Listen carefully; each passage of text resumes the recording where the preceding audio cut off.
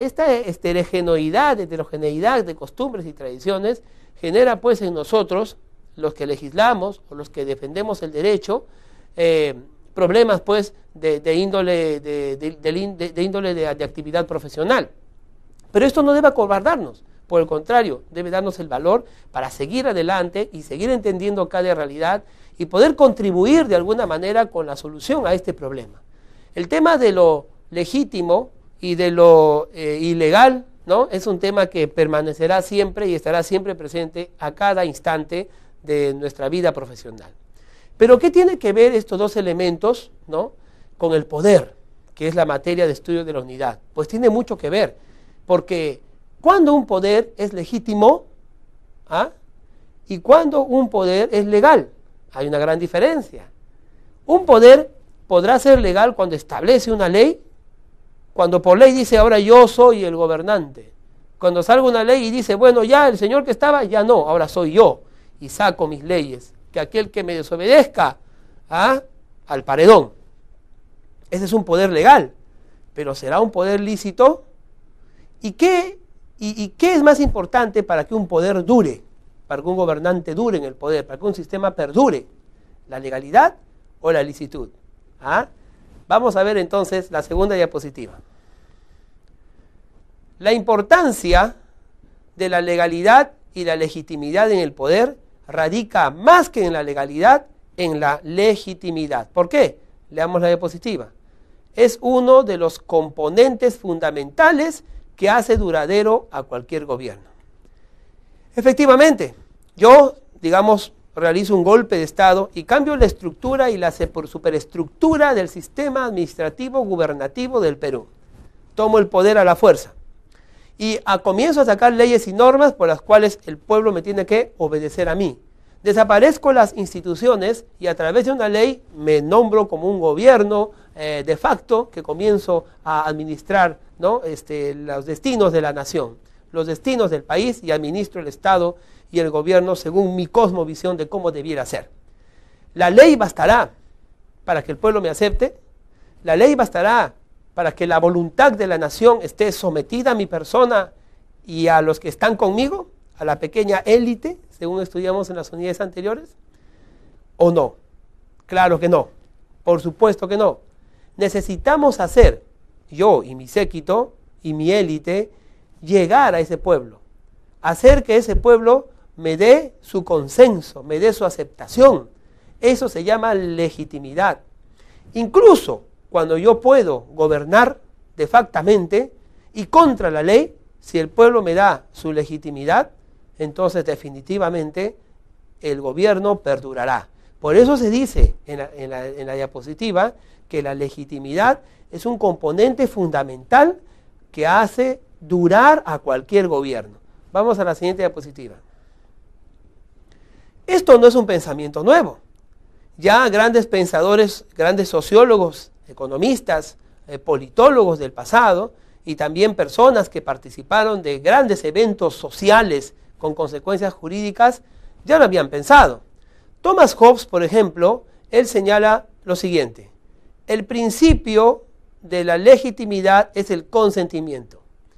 ¿Recuerdas que hace unos segundos yo mencioné que aunque yo dictara una ley o contraria a una ley, por ejemplo una constitución democrática, yo me emperno en el poder, me quedo ahí, voy a Palacio y me declaro gobernante del Perú, al ejército detrás de mí?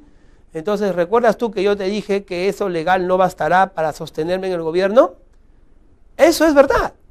El pueblo tendrá que consentirme, el pueblo tendrá que aceptarme, el pueblo tendrá que decir, sí, ciertamente el profesor Willy Palomino, él nos puede gobernar.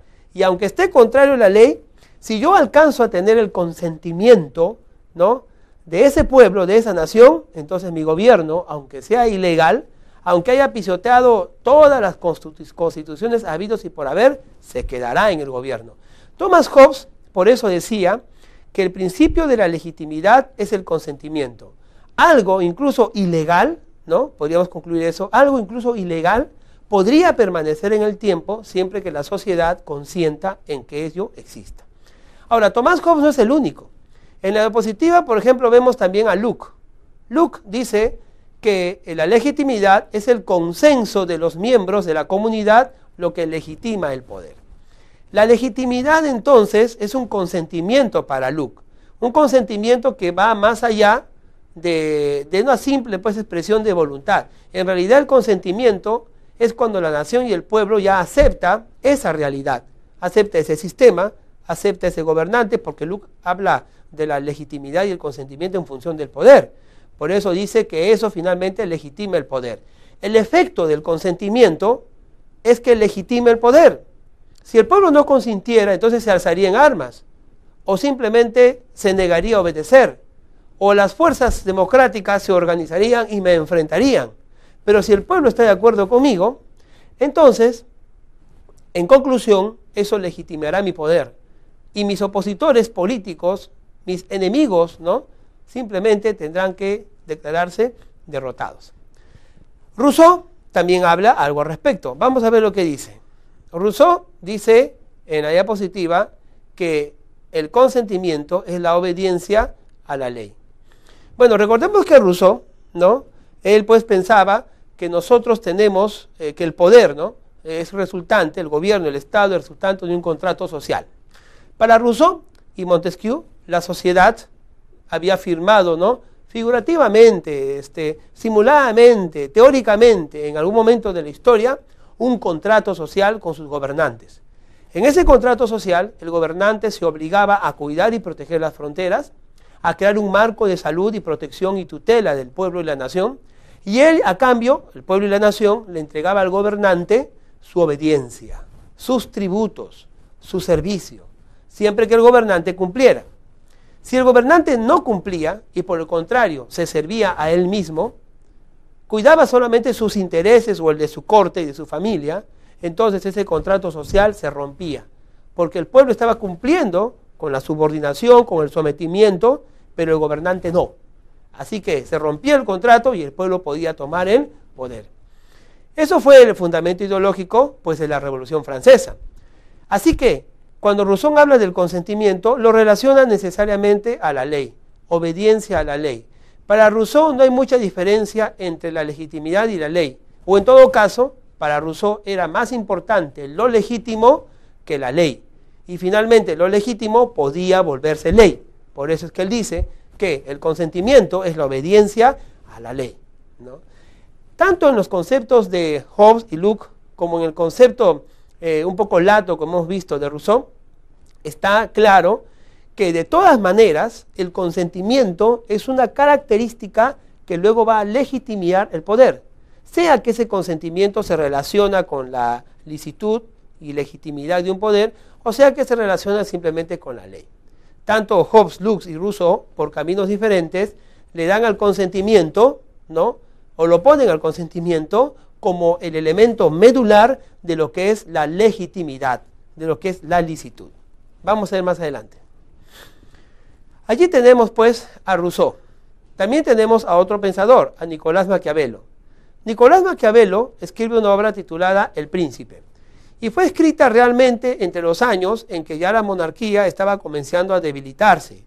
Décadas después, ¿no?, la Revolución Francesa y también la Revolución en los Estados Unidos debilitó grandemente el sistema poderoso de las antiguas monarquías. Sin embargo, Nicolás Maquiavelo escribe El Príncipe, en el cual se da diferentes conceptos acerca de cómo un gobernante, en este caso un príncipe, debiera llevar adelante la administración de un país.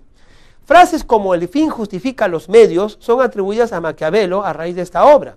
Frases absolutistas, frases completamente que respaldaban e intentaban de alguna manera, ¿no?, proteger a la monarquía.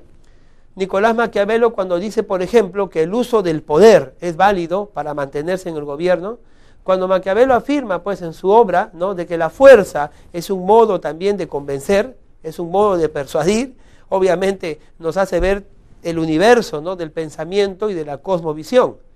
Pero Nicolás Maquiavelo no solamente dice eso, dice que un príncipe debe preocuparse por el pueblo, debe cuidar del pueblo, aunque así el pueblo no lo sepa y así el pueblo no lo quiera. Lo importante, dice él, es que él debe mantenerse en el poder. Y si logra el afecto del pueblo, mucho mejor, porque todo, ¿no?, todo se justifica para lograr el poder y para mantenerlo. Por eso su nombre